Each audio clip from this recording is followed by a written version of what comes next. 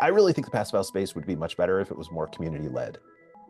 I honestly think that the passive house world and ecosystem would be much stronger and better off if we had more passive house practitioners leading the way, making decisions, making proposals, making enhancements, making tools, being really engaged as the creators of the passive house space and the passive house community, rather than just waiting for the groups to hand us their decisions and their tools.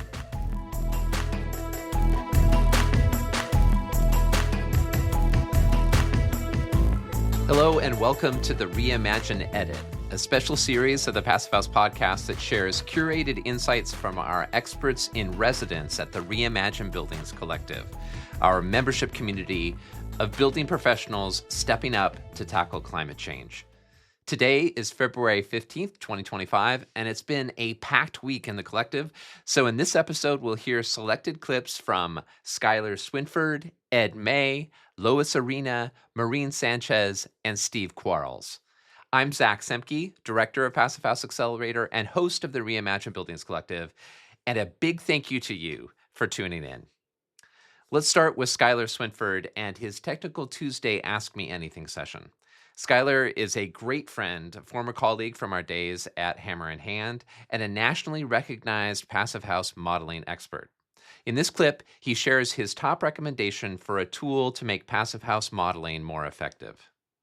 When you're working on a project, what are some of the tools that you've developed, maybe 2 or 3, that are go-to resources for you to make your work easier in modeling and either dealing with PHPP or dealing with Woofy Passive and making the project work? I would say the first thing was, and I don't use it as much anymore because I work in Woofy Passive a lot more, but Dylan Lamar and I built out a dashboard that allowed us to use PHPP, which is a single input sheet. You could really only build like a box and like stack stories on it and change window to wall ratios, but basically having a single sheet where you could come into a meeting at the early onset of a project and come out of there with a plus or minus 20% idea of how this building is going to perform. And you could pretty much dial in with an approximation what the U values for all the assemblies would be and how thick the assemblies would be, where we want to target different performance levels. Pretty much having a shoebox type calculator, whether it's a PHPP that you've rigged into be a dashboard, or just a simple UA delta T type of spreadsheet with the project like heating degree days in it, where you can do some really quick optimization with the rest of the team there, not having to get back to them with a model and a report. It's amazing what you can work like. You can do 90% of the project design in some of the very first early meetings of the project and have pretty good feedback. I found that to be the most valuable tool because it helps give me more context. In the passive house world, like sometimes we get just super hung up on all these little details and just trying to hit that really stringent heat demand. And so we start cranking up the values of slab insulation and all these other things. And we're not really looking at how much that's impact. We may do all this work, and from a heat loss perspective, we're still in the same size of HVAC equipment that we would have been in. And so we're not really tunneling through the cost barrier anymore because we're making the envelope way more efficient, but we're not really able to downsize the HVAC equipment anymore because we're already at the smallest piece of equipment. And we can look at the enclosure more holistically, and rather than just looking at the heat demand, you can have a quick EUI calculation as well, which is looking at the overall building energy use of the building. When you start to realize you get into these situations where you're doing all these things to be compliant with certification, but they're not really having an impact on the building EUI or the building overall sizing of mechanical equipment. And you have to understand, if this project's not getting certified, maybe we don't need to go as extreme as we thought we did and have no change in comfort on the project, no change in sizing of the mechanical systems. And it lets you oftentimes upgrade to higher components and use better, maybe have more budget for better mechanical equipment and things that you wouldn't have had that you could have sunk in the enclosure. So for me, having that high level shoebox energy model to look at peak loads and heat demand has been the most valuable tool for me in my practice because it just helps give context and perspective and really fast answers. It's probably been one of the most valuable pieces I have. And then from a learning perspective, just doing the formulas and understanding it helps. I mean, those are the same formulas that are in behind Passive House, just like a simplified version of them. And so it's really just helps the learning process. I think when you are doing the math yourself and forcing yourself to go through the formulas, just kind of like you have to do for the CPHC training and testing, even though it seems dumb at the time, the more you can understand it, the better it is because then you start to understand just the holistic heat flow in the whole building and look like you start to look at the U value of the entire building rather than just getting laser focused in on components and trying to like turn up the knob on one component that's not really improving the U value of the overall enclosure. So that would be my one level of recommendation is to have a tool like that. There's something about just getting instant real-time results and simple inputs that are manageable that you can show real time. And then that ties into the calculator that I developed that does this with some inputs for different insulation and window types from the the beam tool. And then you can start looking at operational energy and comparing that to upfront embodied carbon and to really and it helps it put everything in context as well with the projects. There's always people on the project team that are like, this seems extreme or this seems crazy or we're never going to pay back this EPS foam or this exterior foam. You can explain, yeah, we were able to go to the smallest heat pump system and the leaking refrigerant of the smaller heat pump alone is going to offset all the EPS foam under the slab or something like that. But as soon as you like do some back of the envelope math, like it becomes very apparent. And so it can help get the project team informed and everyone on the same page because it sucks when you're working on a really cool project and there's people that are naysaying it, which happens, but it's just good to have the data and just for your own knowledge because those things are what we're doing this for, in my opinion. Like we're trying to electrify buildings and we're trying to flatten load curves and we're trying to decarbonize our economy and the built environment. And so like we kind of need to know all these little pieces of the puzzle. There's a ton more where that came from. So if you're a member of Reimagine Buildings Collective, check out the replays tab of the Ask Me Anything space to dive into the full recording. Okay, now pivoting to a roundtable conversation that was part of our Next Level Secrets of the Pros course. This conversation features three powerhouses of Passive House Consulting: Ed May of Building Type, Lois Arena of Stephen Winter Associates, and Marine Sanchez of RDH Building Science. Let's start with Ed's call for a more community-led Passive House movement and Lois's response. I really think the passive house space would be much better if it was more community led.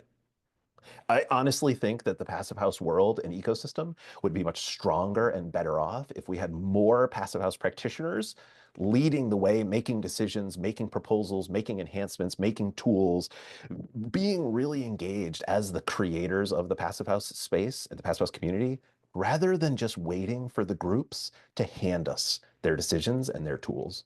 So that's what I'd really like to see in the future going forward is more of a community-led, community-decided passive house space, passive house environment, passive house ecosystem of tools and groups and people and agencies, rather than this kind of hierarchical system that we have right now where we all sit around waiting for decisions to come down from the groups. That's a perspective, that's my opinion. Feel free to object and disagree. No, I totally agree with you, Ed. And the dissemination of that information that's coming back down is so tightly held. Like it's just for the person who asked instead of like available to every practitioner on this planet who has the same question and has to go through the same arduous process of getting that one answer, right? Like it's just too narrow of a path. Now check out this segment about problem solving rather than problem identifying. Everything about buildings is so complicated. And so anybody who is able to manage or reduce or streamline that complexity in some way is incredibly valuable. So I think that's a really important skill. And I think the opposite of that is, and we see this, sometimes you get those characters who, and they're not wrong, but they just are adding complexity. rather than coming in with a bunch of solutions, just coming in with a list of problems or a list of issues or, oh, what about, or, oh, what about, or, oh, what about. That sort of backseat driving, again, well, it's not wrong. It's not that useful, and we don't see a lot of folks asking for it. What people really want are teams, processes, tools, organizations, partners that can help manage all the complexity, help reduce it down to a sort of controllable level. And it's different on different projects. Like it's small scale, it's more about just the sort of madness of it. And then at the big scale, it's more about the risk. When you have a lot of risk on large projects, expensive projects with big budgets, that's something that everybody needs to be able to manage. And so I would say from a sort of skills perspective, just being able to manage problems, come up with useful solutions, and be part of a problem solving team rather than a problem identifying team is probably more what we're seeing. And of course, there's a million specific skills that we could get into, but I think from a high level, that's mostly what we're seeing. But I don't know if Lois and Marine, you guys would agree with that if you're seeing something similar. 100%. It's something that I try and instill in our younger staff when we hire them, and they hired you to help them navigate this. This is your job. So don't be afraid to speak up, tell them what they can and can't do, what they should and shouldn't do. But you're absolutely right. They want you to guide them. That's why they hired you. And here the panelists share why Passive House practice is so rewarding. I might just add just how interesting and nice the Passive House environment is to work in. There's a lot of ways to work in the building industry, and a lot of them are a bummer. But working in the Passive House space is really fun, and everybody's super nice, and it's really, I don't know, it's pretty exciting. So there's a lot of challenges, but it is also a great way to engage with the construction industry and get to work in this sector. It's a wonderful group of people, just to say that and reiterate that. Mhm. And Cool. I will say this. If you are actually going for certification, whether you make the final or not, the buildings are performing very consistently, no matter which standard you're in. So if you need that extra oomph and proof that you're going to get the savings that we're predicting, we've got data now. Mike, I'll tie it up with, if you're doing a Passive House or not a Passive House project, still think that the Passive House framework is incredibly useful.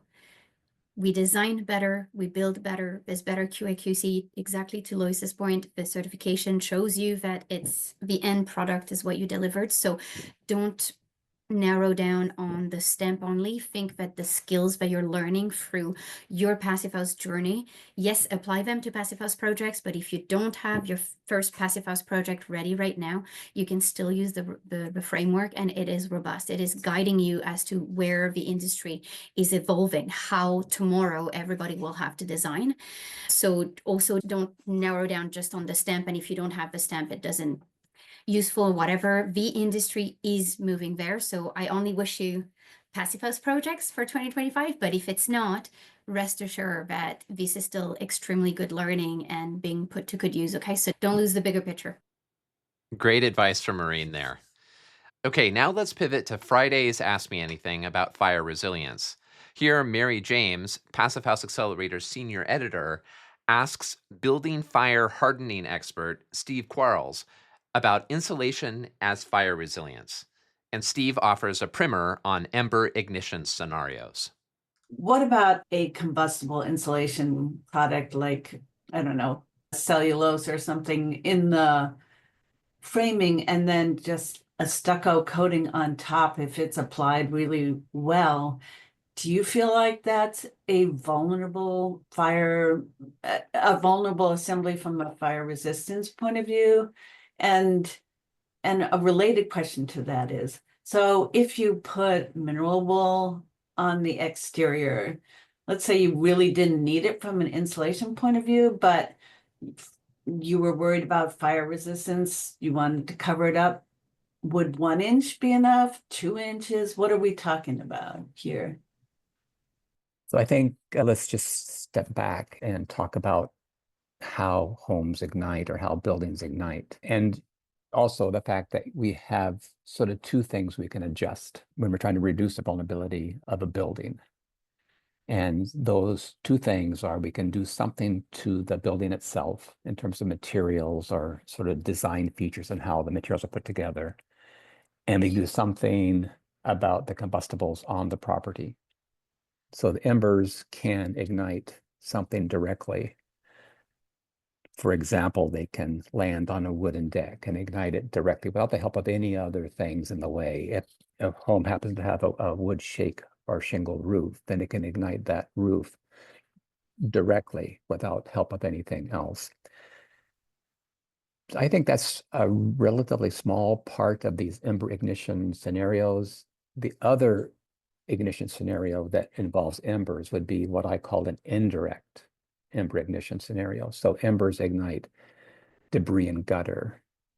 Embers ignite mulch next to the house or next to the building. Embers ignite wood pile near the home or building. So indirect ember ignition scenarios really result in a flame contact or radiant heat exposure to the home. This next statement, I think people understand, but people keep saying it, so maybe people don't really understand, but it's not really the wildfire burning to the home. It's embers from wildfire that ignite things on, around the home. That is the cause of ignition. You see this just by looking at homes that are destroyed. Often you have live vegetation around this home. So I don't really think that having cellulose insulation in a wall with stucco cladding, particularly if it's a traditional 3-coat kind of stucco, I don't think that's really a problem. If the house ignites and burns to the ground, then clearly the cellulose insulation will be a part of it, but it's not going to be the start of it. You're going to have a neighbor that's very close that's burning, that house burns.